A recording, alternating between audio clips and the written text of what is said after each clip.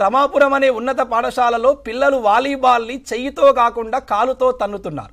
సాధారణంగా ఫుట్బాల్ని మాత్రమే కాలుతో తంతారు, వాలీబాల్ని కూడా వీళ్ళు కాలుతో తంతున్నారు.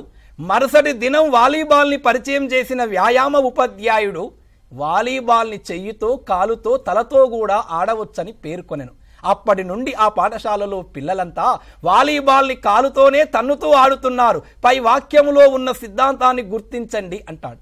సార్, వాలీబాల్కు మా సిద్ధాంతానికి సంబంధం ఏంది అని ముందు ఆ యొక్క లెంత్ ఉన్నటువంటి క్వశ్చన్ని నేను చాలా సందర్భాలు చెప్తాను, మీ భాషలోకి మార్చండి.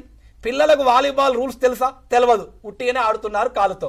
తెల్లారి టీచర్ పోయిండు క్లాసుకు, వాలీబాల్ని పరిచయం చేసిండు, మీరు ఆడింది కరెక్టే అని చెప్పిండు. తెలవకుండా పనిచేయడం ప్రతిస్పందన, తర్వాత ఉద్దీపన వచ్చింది కార్యసాధక నిబంధన సిద్ధాంతం.